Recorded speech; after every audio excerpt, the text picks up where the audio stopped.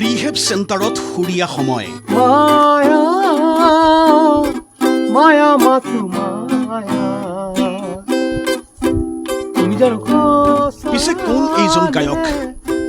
হয়তো কোনোবাই চিনি পাইছে কোনোবাই চিনি নাই পোৱা কিন্তু যি ৯০ৰ দশকত অসমৰ সংগীত ক্ষেত্ৰত জুবিন গাৰ্গৰ আৱিৰ্ভাৱ সেই ৯০ৰ দশকতে এইজন গায়কৰো কেছেট ওলাইছিল বজাৰত বুটলিছিল জনপ্ৰিয়তা এওঁৰ ঘৰো জুবিনৰ সেই সময়ৰ গৃহ চহৰ যোৰহাটতে বহুতৰ লগত বজাইছে ষ্টেজত গীটাৰ বজাইছিলোঁ স্পেনিছ গীটাৰ বজাওঁ তাৰ পাছৰ পৰা মই নিজে আৰু অলপ গান গাবলৈ ধৰিলোঁ মোৰ মনটো গান গাবলৈ বিচাৰিলে মই গান এটা বনাইছোঁ মোৰ 98ৰ স্পৰ্শৰ কেছেট এটা ওলাইছিলে সেইটো খুব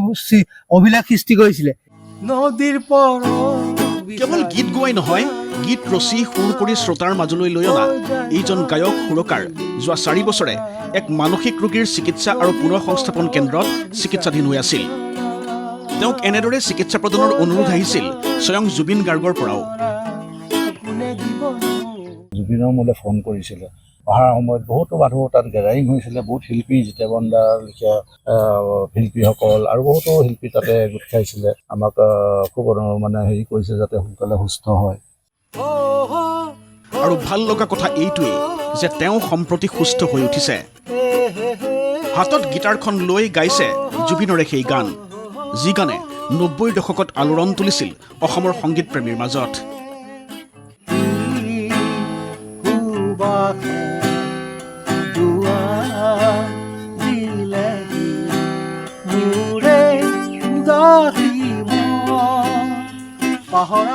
এখেতৰ নাম পিকু মালাকাৰ এই অঞ্চলটো শিৱসাগৰ জিলাৰ নাজিৰাৰ হাতীপতি জ্যোতিগৃহ নামৰ এই মানসিক ৰোগীৰ চিকিৎসা কেন্দ্ৰলৈ অহাৰ পূৰ্বে এখেত আছিল গৃহ চহৰ যোৰহাটত কিন্তু গীতিকাৰ সুৰকাৰ গায়ক গীটাৰবাদক পিকু মালাকাৰ সময়ৰ পাকচক্ৰত পৰি এদিন হৈ পৰিছিল যোৰহাট চহৰৰ পদপথৰ বাসিন্দা সেয়া অন্য এক অধ্যায় জীৱন সংগ্ৰামৰ অসুস্থ হৈ পৰিলোঁ মোৰ নাৰ্ভৰ প্ৰব্লেম হ'লে বাদ দিলোঁ আৰু মিউজিক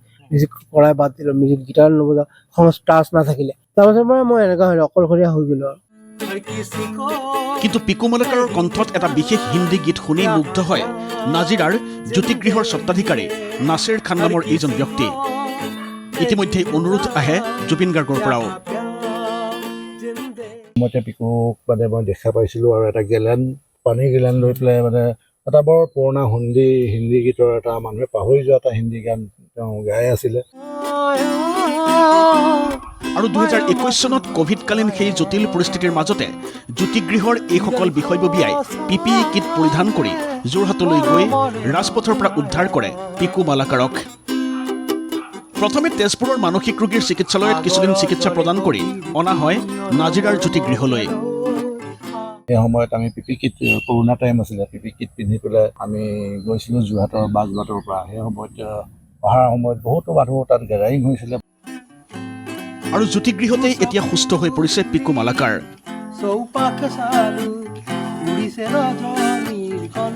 ৯০ৰ দশকৰ মাজভাগতে শেষ দেখা জুবিন গাৰ্গৰ লগত এতিয়া ইচ্ছা আকৌ এবাৰ জুবিনক লগ পোৱাৰ জুবিন গাৰ্গক মই লগ পাইছোঁ 1990 চনৰ পৰা 94লৈকে যোৰহাটতে পাইছোঁ তাৰপিছত মই গুৱাহাটী যেতিয়া কেছেট বনাব গৈছোঁ 2000 তেতিয়া তাক লগ পাইছোঁ তাৰপিছত আৰু পোৱা নাই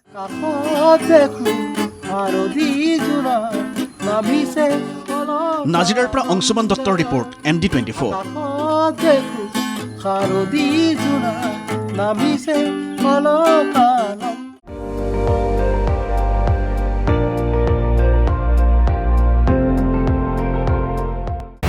আপুনি চাই আছে ND24